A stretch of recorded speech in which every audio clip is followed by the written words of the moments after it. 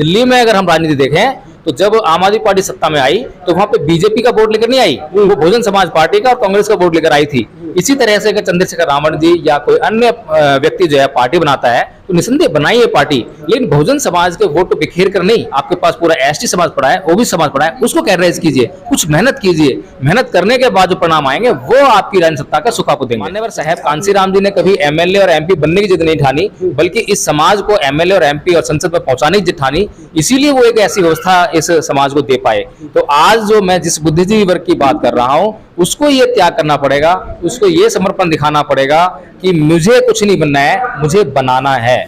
जब ये बुद्धिजीवी वर्ग जो है बनाने की प्रक्रिया में आएगा और बनाने की प्रक्रिया को इंप्लीमेंट करने के लिए व्यवस्था का निर्माण कर लेगा तो निसंदेह इस समाज को जो है राजनीतिक सत्ता का सुख भी मिलेगा और तमाम समस्याओं से निजात भी मिलेगा। अगर साहब मानवर कांसीराम जी को कुछ समय और मिला होता तो निसंदेह जो है इस देश में आपको एक बड़ा सामाजिक आंदोलन के बाद जो है एक धार्मिक आंदोलन भी देखने को मिला होता। लेकिन ये दुर्भाग्य है बहुजन समाज का कि इससे पहले ही मान्यवर साहब कांसीराम जी हमारे बीच चले गए, जो कि धार्मिक आंदोलन में वह सामाजिक आंदोलन जो है परिणत नहीं हो पाया। और उन धार्मिक और सामाजिक आंदोलनों के अभाव में आज जो है बहुजन समाज पका पकाया खा तो रहा है और मोटी मोटी सोच बना के चल रहा है, लेकिन अपनी गैर राजनीतिक जड़ों पर कहीं भी काम नहीं कर पा रहा है। अभी तक हम जो है अपने पूर्वजों का किया हुआ जो है उसी को खा रहे हैं, नया कुछ भी नहीं कर पा रहे हैं।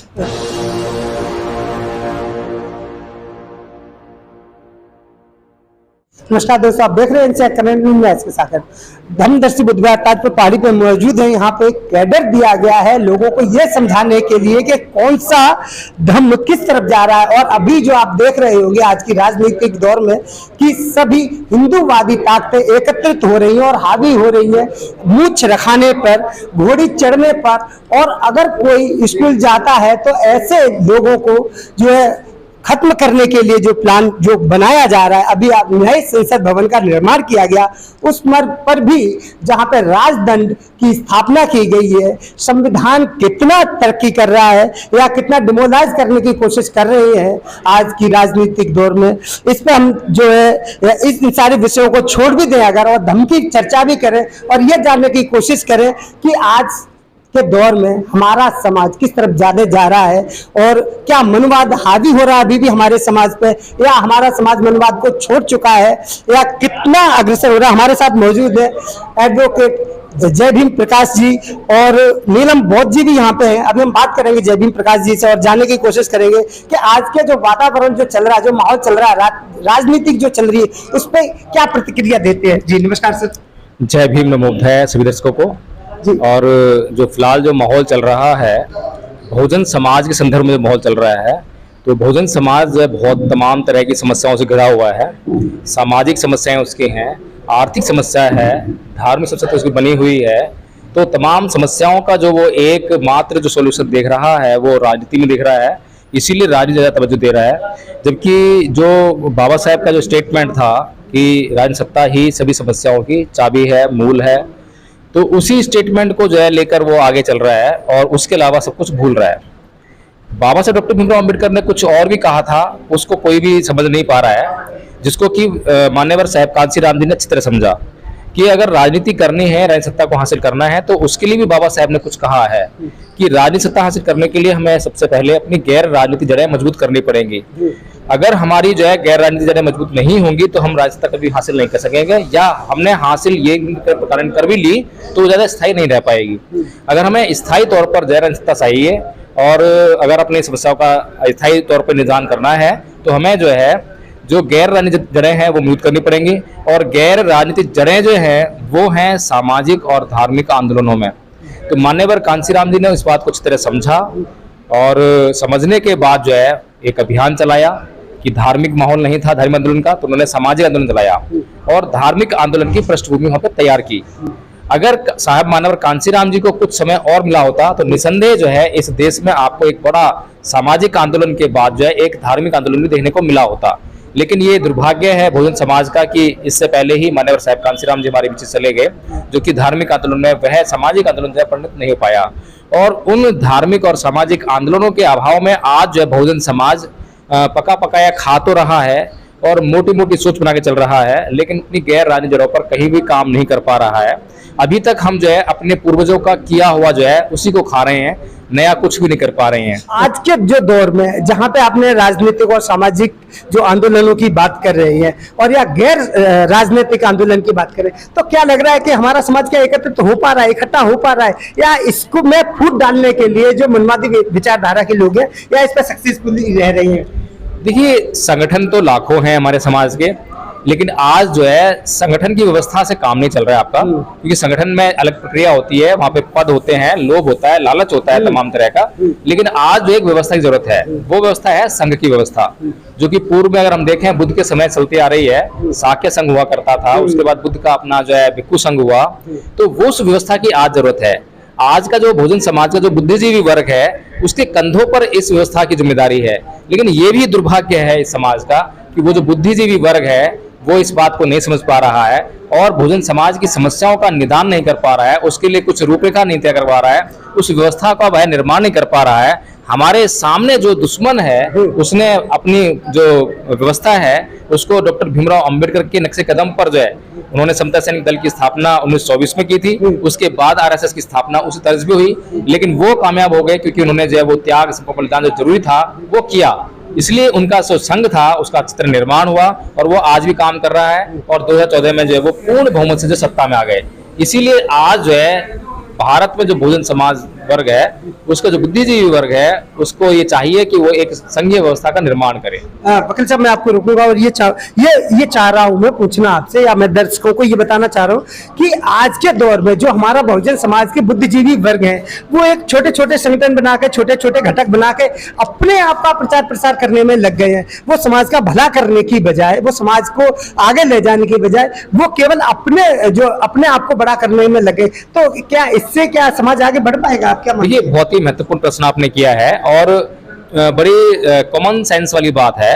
कि जो व्यक्ति छोटे लक्ष्यों के पीछे भागता है वो बड़े लक्ष्यों को प्राप्त नहीं कर पाता, या यूं कहें कि बड़े लक्ष्यों को प्राप्त करने के लिए छोटे लक्ष्यों को, छोटी मंजिलों को साइड में छोड़ना पड़ता है, इग्नोर करना पड़ता है। लेकिन ये हमारा जो समाज है थोड़ा सा लोभ लालच ज्यादा है और किसी को एमएलए बनना है, किसी को सांसद बनना है, लेकिन इस देश का प्रधानमंत्री किसी को बनाने की जिद नहीं है। मान्यवर साहब कांसीराम जी ने कभी एमएलए और एमपी बनने की जिद नहीं ठानी, बल्कि इस समाज को एमएलए और एमपी और संसद में पहुंचाने की जिद ठानी, इसीलिए वो एक ऐसी व्यवस्था इस समाज को दे पाए। तो आज जो मैं जिस बुद्धिजीवी वर्ग की बात कर रहा हूँ उसको ये त्याग करना पड़ेगा, उसको ये समर्पण दिखाना पड़ेगा कि मुझे कुछ नहीं बनना है, मुझे बनाना है।